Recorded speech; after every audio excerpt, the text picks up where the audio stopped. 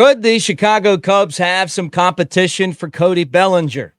Is there a team on the West Coast that's starting to emerge as a potential landing spot for the comeback player of the year?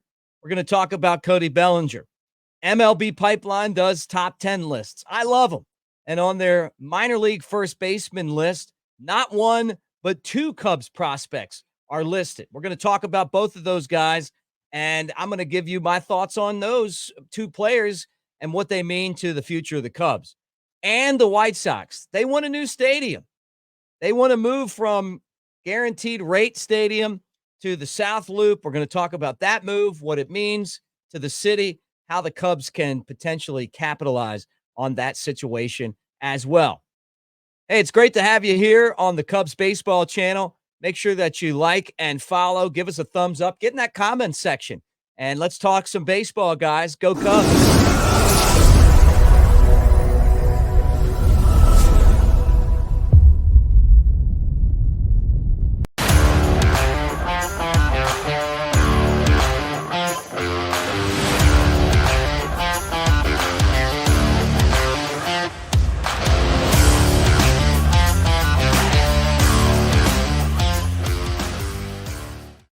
What do you say, everybody? Welcome to the Cubs Baseball channel. I'm Mick Gillispie, and it is a pleasure to have you guys here on this Sunday. I hope you're having a great day. Let's talk some baseball over the weekend, and let's start with Cody Bellinger, because I think to many of us, it's not if, it's when. When are the Cubs going to sign Cody Bellinger? But reports coming out of L.A. are that the Angels are now interested in Cody Bellinger and Nate Snell. Let's start with Nate Snell. If the Angels sign Nate Snell, it'll be the biggest contract in the history of the franchise. Now, that's not saying much, because a lot of these deals now are when you sign a top-notch Cy Young Award winner, let alone a guy that's won 2 Cy Young Awards with 2 different teams. Could a guy win 3 different Cy Youngs with 3 different teams? I mean, we'll find out. But Snell to the Angels could be a possibility. You've got to replace Ohtani, so you need a top-notch pitcher and a top-notch hitter. So maybe by signing both of these guys, the Angels would get just that. Now, they did lose Shohei Ohtani. They have the money there, you would think, in their pockets, ready to spend. But this is an organization in the Angels that has a lot of work to do. They have a farm system that is absolutely awful, depleted. They have a bunch of guys that they signed that are minor league free agents.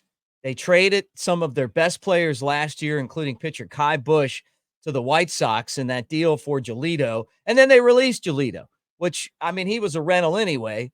But like the Cubs, the Angels were in the same exact spot at the deadline. They had like a 12 or 13% chance of making the playoffs. And like the Cubs, they went all in.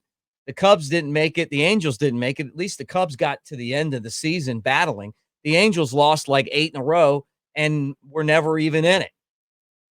This organization, if Cody Bellinger goes there, is still going to be bad, even with Ron Washington.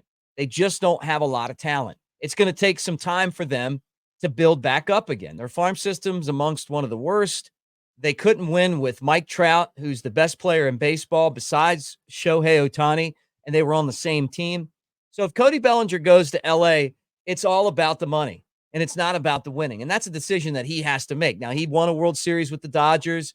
The Cubs, obviously, last year, he did a great job for. There's a lot of question marks around baseball because of his lack of hard hits from the analytics people. I credit him for having the approach where I'm going to make contact and I'm going to hit them where they ain't. You know, for years, I'd say 100 years of baseball, that's what we did. We didn't sit over there with a speed gun and try to figure out how hard the ball went off of someone's bat. We just said, hey, if the guy hits it where no one's standing, we'll call that a base hit. And if you do that enough, then you're a great player.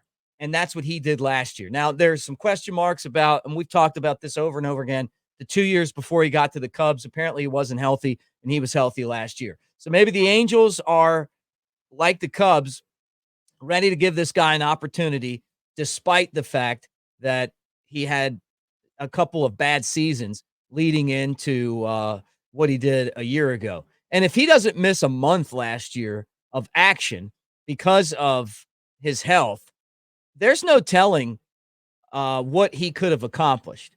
The Cubs were terrible without him, and maybe he could have. I mean, I don't know if he would have not been able to win the MVP. There was some stiff competition last year at the top, but he did well anyhow. I think he would have even done better, and the Cubs wouldn't have been anywhere close without him. So we'll see what happens there. But the Yankees were supposed to be after him, and then they went out and made the Juan Soto deal. The Blue Jays were supposed to be interested, and they ended up signing a bunch of guys. And I don't think he's going there.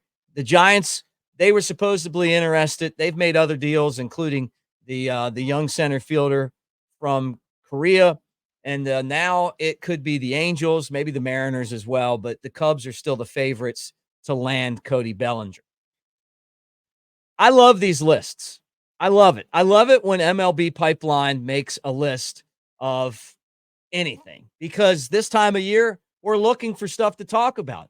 And what's great and what's really crazy is that the Cubs have not one, but two first base prospects on the MLB top 10 first base prospect list. Now, it really shows the development of this organization.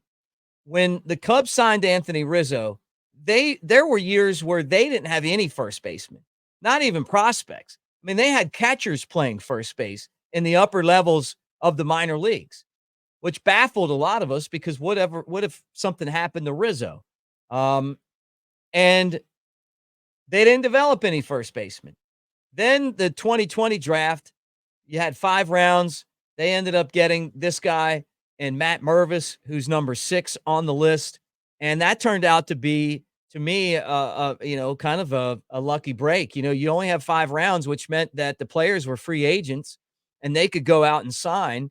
And so, the fact that the Cubs didn't have a really many first basemen made it a place where, why wouldn't you want to go? I mean, why wouldn't you want to go to the Cubs? Because they didn't have any first basemen. So if you're going there, then guess what? You're going to be have a chance to do something. Mervis out of Duke got to the big leagues last year and struggled. He hit 167, 3 home runs and 11 RBIs. But in Iowa, he hit 262 with 22 home runs and 78 batted in. Here's my thoughts on Matt Mervis. First off, I believe in Matt Mervis's ability to hit. It wasn't last year, but it was the year before that Mervis shot through the minor leagues and got, all the way to AAA. If I would have been in charge of this, I probably would have slowed him down a little bit, just knowing that even if you hit, it doesn't mean that you are a master of the game yet. Part of being in the minor leagues is hitting and then struggling, and if you spend, 60, 70 games in a league, the league will eventually catch up to you, even if you're one of the best hitters. But he didn't really spend any time anywhere. And when he got to the big leagues, still working on defense, working on adjustments, and also a lot of pressure that, he didn't handle too well. I mean, look at the numbers, 167 with 3 home runs and 11 RBIs. Now, to flip the coin, it's tough to make that transition. And I've talked about this continuously on this site, because you're passing these guys through levels that used to be, you spent a year in A-ball, you spent a year in AA, and you spent a year in AAA, and then you got to the big leagues. You didn't just jump in and go, 3 levels in 1 year, unless you were like Rod Carew, or somebody like that. And Rod Carew's just skipped all of it, right? So now you're in a situation where, okay, he got to the big leagues and he struggled, so you sent him back to Iowa, and he did fine. I mean, 262 with 22 home runs and 78 batted in, coming off of a year where he put up amazing numbers in the minor leagues, but he really hadn't spent a full season anywhere, even last year, because he spent time in the big leagues. One of the reasons that I think the Cubs went out and got Craig Counsell is to work with guys like Matt Mervis, help them make the adjustments. Now, you're probably saying, well, what about Michael Busch? I mean, he just made that trade with the Dodgers, and you say Michael Busch is a first baseman. If both of these guys hit, you'll find a place for both of these guys. Mervis has great hands, the ability to go the other way. I've seen where people kind of worry about his ability to hit, velo, maybe upper in the zone velo. I think that he can hit anything. I think it's just a matter of being comfortable and overcoming the difference of talent. And when you push these guys up through the minor leagues, you've taken the minor leagues' ability away of teaching. And the other part is that you don't have as many of these, 4A guys, these minor league, major league back and forth guys that are on these AAA rosters that really give you a look of what you are to expect in the big leagues. A lot of those guys aren't even in there anymore. It's a younger league. So I say give the guy a chance and let's see what happens. But I really feel like Michael Busch being in the system and the trade that they made with the Dodgers is going to make him a lot better. All right. Now, down on the list to number 10, Hayden McGeary. He's another guy that is shot right up through the minor leagues. This was a guy that 2 years ago was playing for Mesa State. And then in 2022, he left Mesa State and he went to Bluefield in the Appy League. Now, this isn't the professional Appy League. This is an Appy League full of college kids. And he hit like 403 in that league. And he hit 481 in Mesa State. The guy can hit. So in 2022, he played a total of, what do we got him at? 18 games between Myrtle Beach and Cubs Rookie League. And then in 2023, he played 124 games between high A and double A. And there he ended up putting up great numbers. 275 batting average, 19 home runs, 88 knocked in. He had a 397 on base percentage because he walked 81 times and he had 121 strikeouts. All right. The analytics crowd loves him because he's got the ability to put the bat on the ball and do a lot of damage. And he's kind of the opposite of Bellinger when I'm talking about Hayden McGeary, because McGeary is a guy that mashes the ball. As a matter of fact, let me throw this on the screen. I'm going to give you guys a little peek of one of his home runs. And tell me if you don't recognize the voice on here. Here's the pitch on. Swing and a high fly ball. Deep left field. Calabrese back. He's at the wall. A 3-run shot for McGeary. It's his 16th of the season. And the Smokies have the lead. There you go. Hayden McGeary doing his thing. You get a good look at him there. Long arms, long reach. When he was seeing the ball well, he did a great job. And I'll tell you the thing that you really like about him is that when he wasn't seeing the ball well, or they didn't want to pitch to him, he wasn't afraid to take the walks. And that's why the on-base percentage was up near 400. Now, on the downside, defensively, he is a work in progress. This is a guy that was a catcher, and he outgrew the position. He's just too big, right? He's like 6'6" or something. I mean, that you just don't see catchers that big. So he's learning how to play first base. And when I say learning, he's learning from scratch. If the Cubs are smart, they'll take their time. If they really want him to be a first baseman and let him learn the position. He got better as the season went on, but it's going to take a lot more games for him to be big league ready to play in the field at first base. With that said, you love his stroke, kind of a Dave Winfield type gangly, Dale Murphy type guy, with the big long arms and able to make contact, and a lot of fun to see him on the list. And I say it says a lot about the Cubs. I've complimented the Cubs front office a lot. I was, as of all the great things we could say about Theo Epstein when he left, I felt like the Cubs were in desperate need of a change. There was a lot of elitism in the organization from top to bottom, and a lot of those, a lot of the players are gone. It's kind of a new organization now, and it's hard to win with that elitism that you have when you think you won the World Series last year, but it was 2016, and entitlement. And they've done a good job of getting rid of both of those things, the entitlement and the elitism, the two E's that I feel like were really holding the Cubs back after they won the World Series. And these two guys are going to make a push with Matt Bush for the first base job or somewhere else. But Hayden McGeary, 10th on the list, is a work in progress. Matt Mervis, a lot closer to being ready for the big leagues next year. All right, let's put it up here and let's talk about this.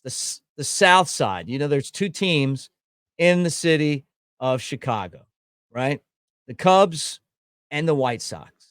And the Cubs just renovated their stadium, and they got really no help at all from the city. They just didn't get any help financially, maybe some tax breaks, but when they needed help with the infrastructure of the stadium, it came out of their pockets. And I know that a lot of you guys are going to go, well, so what? They're rich billionaires. Why can't they pay for it? It's still a lot of money. And when you're trying to pay these salaries for players, and then you're trying to rebuild a stadium at the same time, it's difficult. The money that the team's worth doesn't mean that you have $1 billion to go out and spend. It means that you're $4 billion or whatever it's worth. It means that's how much it's worth if you sell it. Now, that doesn't mean that you couldn't, borrow against it. And when you're building or rebuilding the infrastructure of your stadium, I'm sure you're very creative with the way that you do it. But for the White Sox to kind of be out there holding their hands up for a new stadium, they just got this one. 1991 isn't that long ago. And it's not like Guaranteed Rate Stadium is a bad place to watch baseball. It's actually a good place. Easy to get to on the train, easy to get to by car, a lot of parking out there. I don't think it's a dump. I actually think it's a nice place to play. Yeah, somebody got shot there last year from a stray bullet, but at the same time, that was kind of a freak accident. They are threatening to leave Chicago, go to places like Nashville where no one wants them. Now they're talking about moving to the 78, which is Clark Street and Roosevelt Road in the South Loop. I don't think that the city of Chicago is going to front the money for a team that had the biggest drop in attendance last year in baseball, on top of the fact that people come to town to see the Cubs. The Cubs are a national draw. Yeah, we're biased, but it's true. The other thing is that the most popular team in the city is the Bears. Yeah, the Bears, the football team. And they're having an issue with their stadium. And I don't know that the city's going to build them one either. So this is interesting. Now, what I want to say is this. How does it relate to the Cubs? This is a great opportunity to go out there and field a championship level team if you're the Cubs and take advantage of the White Sox. They're going to be bad on the field this year.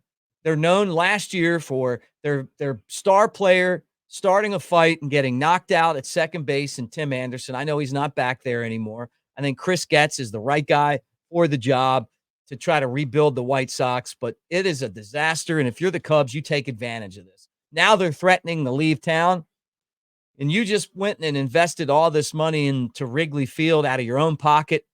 And look, Cubs fans helped by supporting the team. Win, lose, or draw, we're there supporting the team, and that's why the Cubs had the money. They could count on that, not only the stadium, but the buildings around the stadium, rebuilding that whole area. So hopefully the Cubs will take advantage of that and field a winner. And a lot of these people that are saying, hey, you know what? The White Sox are trying to roll out. We know we can count on the Cubs. And then we'll just keep building our fan base and lopping in the money to go with it, right? All right. Let's talk about the Tennessee Smokies. You saw Hayden McGeary hit a home run for the Smokies. They are one of the sponsors of our channel. They want you guys to go check out the Smokies team store and pick up some great swag. By the way, thank you for all the comments about yesterday's show. We went off script a little bit. I think we're going to start doing that every Saturday show where we just kind of riff and talk about things. But the comments were absolutely amazing. You guys that said, hey, Jack Brickhouse before Harry Carey, you're exactly right. Jack was a little bit before my time of watching, but I know that he's one of the greats of all time, and that may be why you guys watched. I watched because of Harry, but still, no disrespect to a legend like Jack Brickhouse. Also, Jerry Garcia died in 95. I'm sorry, I said 96, but you got my point on that. The Cubs have been kind of the Grateful Dead of baseball, with the fact that their games were free, they were on television, and they were on all over the place. And they were fun. And they thought outside of the box. and it's okay to go in the bleachers and have a beer, right? We're not buttoned up. And that was kind of my point about Marquee. That's just not who we are. I think we'd rather sit around and watch a couple of guys smoke a cigar and drink a beer and talk about baseball than a couple of buttoned up guys, regurgitating what the front office wants them to say. All right. Love you guys. Thanks for being here. Make sure that you like and follow, be part of the channel, get in the comment section. If you want to talk about something on here, put it in there. I'm eventually going to read it and comment back, and we'll jump on it. Thank you so much, and go Cubs.